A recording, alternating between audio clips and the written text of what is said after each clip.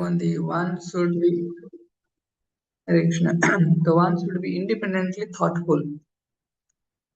Independently thoughtful माने जनकर विचार शक्ति रहिथिबा दरकार निरपेक्ष विचार शक्ति रहिथिबा दरकार तो भक्तिर चारिटी उत्प्रेरक थाए उत्प्रेरक माने कोन कि आमे काहे की भक्ति करिवा तो आमे प्राय श्रवण करथिले कि आउट ऑफ फियर माने भय किसी पनिशमेंट रो भय सेति पय आमे भक्ति करिवा दरकार किंबा आउट ऑफ ड्यूटी किसी कर्तव्य परायणता अछि किंबा ग्रेटिट्यूड और लव ये चारिटी वे अच्छी जहाँ माध्यम आम भक्ति रे प्रवेश करते तेणु प्रोमिनेंटली यदि देखा जाए ताले भय और प्रेम ये दीटा रास्ता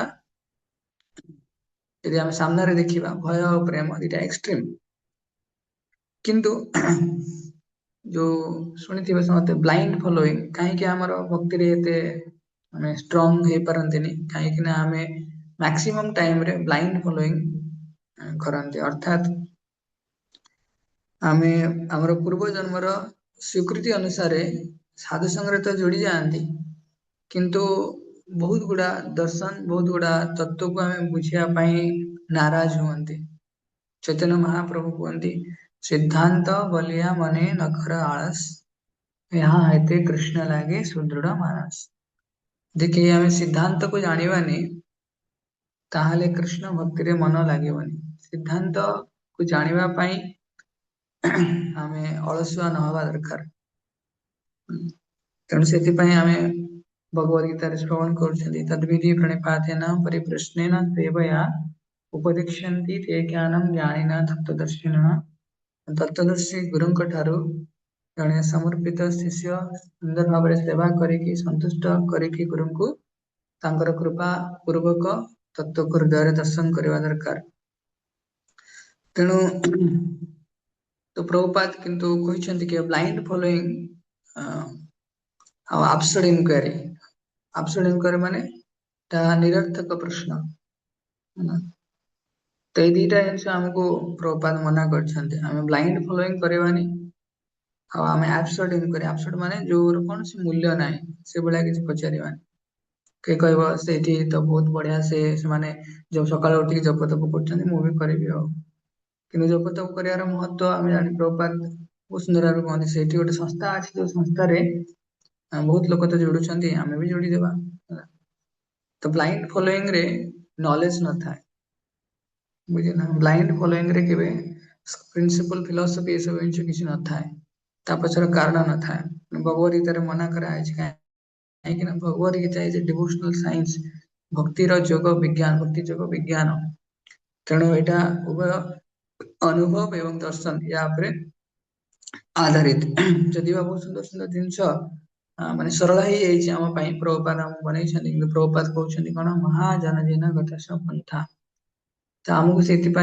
बारंबार भी श्रवण करा मिले कि आमको प्रभुपाद ठार श्रवण करार अच्छी कहीं आम अंध भाव बेसी दिन भक्तिर जो मार्ग अच्छी से चली पारानी केतल अंध भाव चलवा जिते आमर गुरु पूर्ण निष्ठा आसी ए भगवान भक्ति मार्ग में निष्ठा आसी से ब्लाइंडली गुरु निर्देश को प्रतिपालन कर दीक्षा इत्यादि नवा पूर्व आमको बहुत सचेत हबार अच्छी आमको सबकि भावार अच्छी आग पछ सब भावार अच्छी किंतु दीक्षा नवा आमको गुरुदेव का निर्देश अनुसार प्रभुपाद निर्देश अनुसार 100% निजको प्रतिदान देवार अच्छी समर्पित करार अच्छी प्रभुपाद कहते चेतन महाप्रभु कथा को विचार विचार माने लॉजिक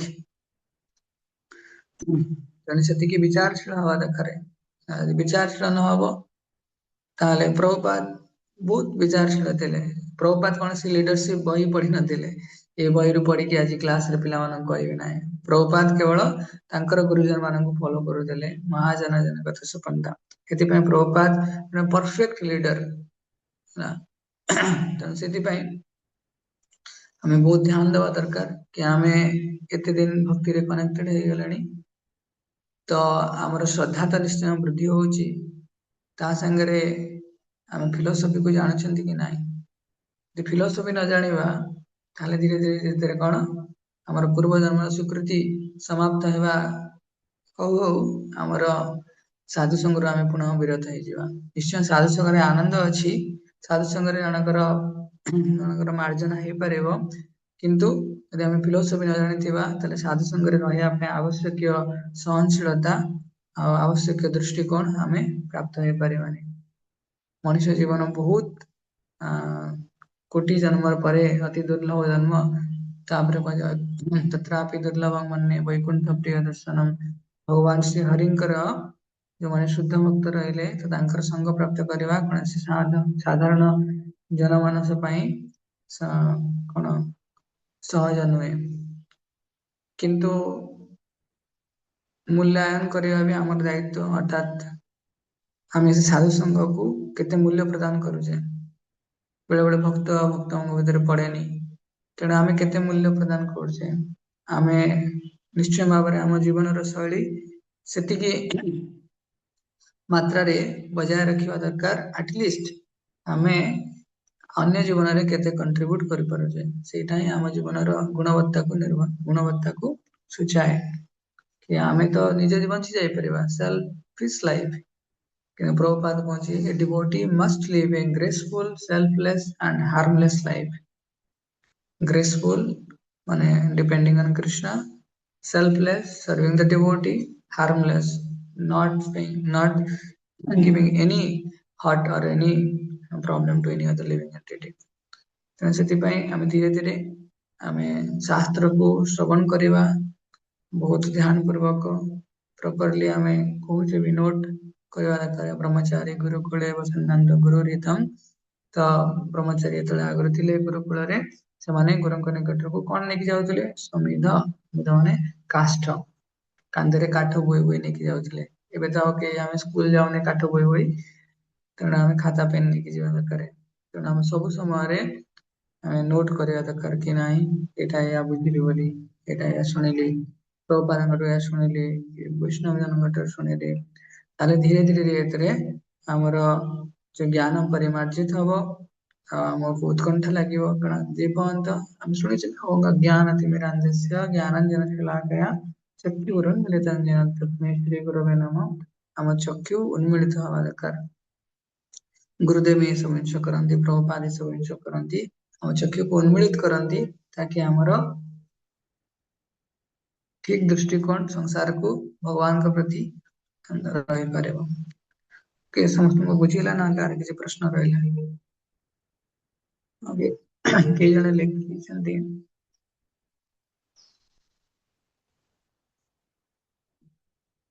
ଓକେ ଗୀତା ଜୟନ୍ତୀ। ତ somehow ଏଟା ମୋର ଫଲ୍ଟ କି ମୁଁ ଗୀତା ଜୟନ୍ତୀ ବିଷୟରେ ଭାବି ହିଁ ପାରୁନି ଏପର୍ଯ୍ୟନ୍ତ, କାରଣ ଏତେ ସେବା ଟିକେ ବ୍ୟାକ୍ ରହିଯାଉଛି।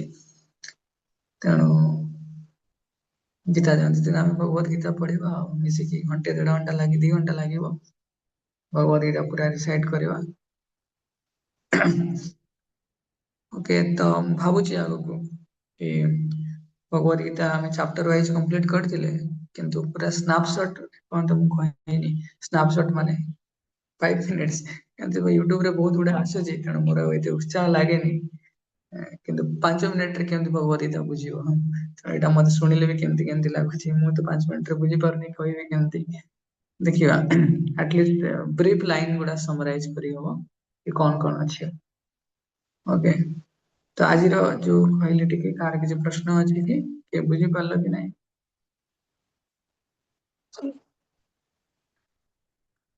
ହଉ, ଯଦି ସମସ୍ତେ ବୁଝିପାରିଲେ ସମସ୍ତଙ୍କୁ ପୁନଃ ବିଶେଷ ଧନ୍ୟବାଦ। ମତେ ପ୍ରଭୁପାଦଙ୍କର ବୁକ୍ସ ପଢନ୍ତୁ, ମତେ ପ୍ରଭୁପାଦଙ୍କ ଲେକ୍ଚର ଶୁଣନ୍ତୁ, ଆଉ ଯାହା ବି ଆମେ ଶ୍ରବଣ କରୁଛନ୍ତି ତାକୁ ପ୍ରପରଲି ନୋଟ କରନ୍ତୁ, ହେଲା। ଠିକ ଅଛି, ଏଇଠି ଆମେ ରହିବା। ସମସ୍ତଙ୍କୁ ପୁନଃ ଧନ୍ୟବାଦ। ହରେ କୃଷ୍ଣ, ଶ୍ରୀଲ ପ୍ରଭୁପାଦ କି ଜୟ।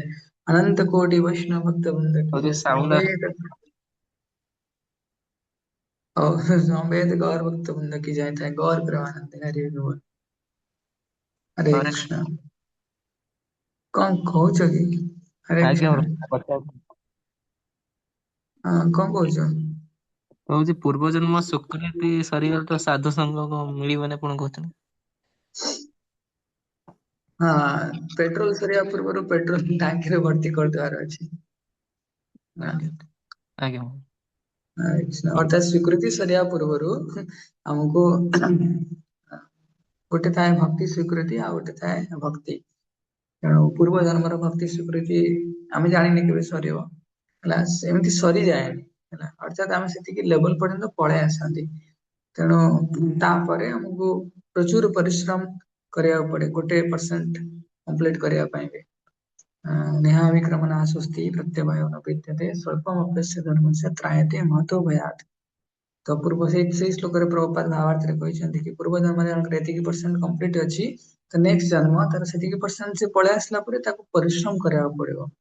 ଅଟୋମେଟିକ ସେତିକି ମିଳିଯିବ ସାଜେସନ ମିଳିଯିବ ଭକ୍ତ ଭକ୍ତ ସାଙ୍ଗରେ ସେ ନାମ ଜପ କରିବ ଶାସ୍ତ୍ର ପ୍ରତି ଶ୍ରଦ୍ଧା ସବୁ ପଳେଇ ଆସିବ। କିନ୍ତୁ ଯୋଉ ପଏଣ୍ଟ ତାକୁ ପ୍ରଚୁର ପରିଶ୍ରମ କରିବାକୁ ପଡିବ ସେ ପଏଣ୍ଟ ଆସିବା ପୂର୍ବରୁ ସେଥିପାଇଁ ମୂଳରୁ ହିଁ ଆମକୁ ପରିଶ୍ରମ କରିବାର ଅଛି ନ କରିବା ତାହେଲେ କଷ୍ଟ ଅର୍ଜିତ ଝାଳ ବୁହା ଧନ ଯଦି ହାତରୁ ପଳେଇବ କଷ୍ଟ ଆସିବ ନା ଆମେ ଯଦି ଝାଳ ବୋହି ନଥିବା ହଁ ତ ପାଇଥିଲି ହଜିଥିଲା ଗଲା ଆଉ କଣ ଅଛି ସେମିତି ହେଇଯିବ। ସେଥିପାଇଁ ଆମକୁ ପରିଶ୍ରମ କରିବାର ଅଛି ଆମେ ଭୌତିକ ଜଗତରେ ସବୁ କିଛି ପାଇଁ ପରିଶ୍ରମ କରନ୍ତି ଭକ୍ତି ପାଇଁ କେବେ ବି ପରିଶ୍ରମ କରନ୍ତିନି। ତ ପରିଶ୍ରମ ମାନେ କଣ? ପରିଶ୍ରମ ମାନେ ଏଇ ଯୋଉ ପ୍ରଭୁପାଦ ଯୋଉ ଭକ୍ତିର ମାର୍ଗ ଦେଖିଛନ୍ତି ସେ ମାର୍ଗରେ ଷ୍ଟିକ କରିକି ରହିବା ଯେନ କେନ ପ୍ରକାରେଣ ମନ କୃଷ୍ଣ ନିବେଶ ଠିକ ଅଛି ଆଜି ସକାଳେ ଏତେ ଆମେ କଥା ହବାନି ସମୟ ହେଇଗଲାଣି ସନ୍ଧ୍ୟାବେଳେ କେତେବେଳେ କଥା ହବା। ହରେ କୃଷ୍ଣ। ଧନ୍ୟବାଦ।